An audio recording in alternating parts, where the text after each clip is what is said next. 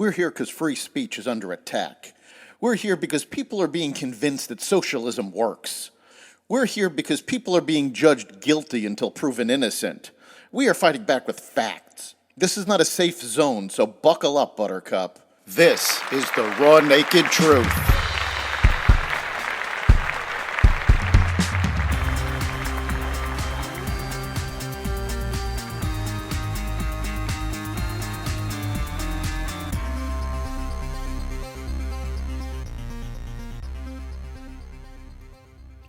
More inflation numbers, another rebuke of student loan forgiveness, Amazon layoffs, and more.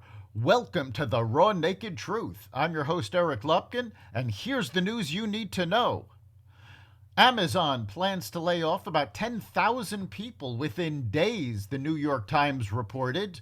The layoffs, which would be the online retail giant's biggest ever, will affect Amazon's corporate and technology staffs, including the devices division responsible for the company's voice assistant Alexa. The number of job cuts could change. For now, they would affect about 3% of Amazon's corporate workforce and less than 1% of the 1.5 million people it employs globally, most of them hourly workers. The cuts, which follow layoffs by other big technology companies, are coming during the crucial holiday shopping season when retailers usually need more workers. Google on Monday agreed to a record $391.5 million privacy settlement with 40 states that sued over its location tracking. The agreement is the largest internet privacy settlement ever by U.S. states. Google has to better clarify its location tracking disclosures by 2023 under the deal. The attorneys general said Google continued to track many users who thought they had turned off the feature. For years, Google has prioritized profit over their users' privacy, Oregon Attorney General Ellen Rosenblum said in a release. They have been crafty and deceptive.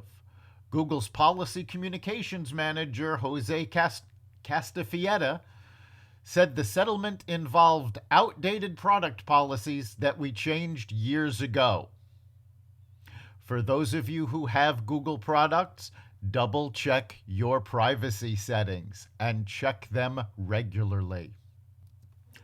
Police in Henrico County, Virginia, on Monday arrested Christopher Darnell Jones Jr., the suspect in a Sunday shooting that left 3 University of Virginia football players dead and 2 other students wounded.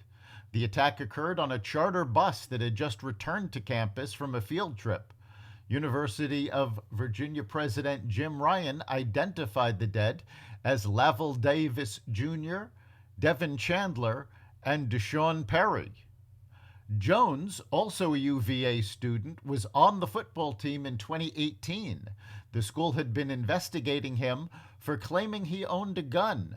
On the same day as the UVA shooting, 4 University of Idaho students were killed in a home near campus in what police are describing as a crime of passion. Federal prosecutors announced they would not charge former New York City mayor and longtime Donald Trump ally Rudy Giuliani for his work with Ukrainian figures during the Trump administration. The decision ends a more than year-long investigation that appeared to be focused on whether Giuliani acted as an unregistered foreign agent in 2019 and 2020 as he pushed Ukraine to investigate the business dealings of Hunter Biden, President Biden's son, while in Ukraine. Last May, FBI agents raided the former New York mayor's home and office.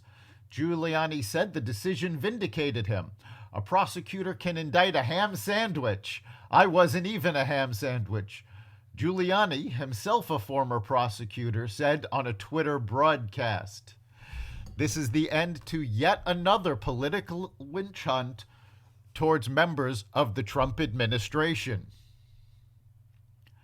Another federal appeals court on Monday agreed to a preliminary injunction to halt President Biden's plan to forgive student debt for millions of borrowers. The ruling by a 3-judge panel in St. Louis's 8th U.S. Circuit Court of Appeals came days after a federal judge in Texas blocked the program.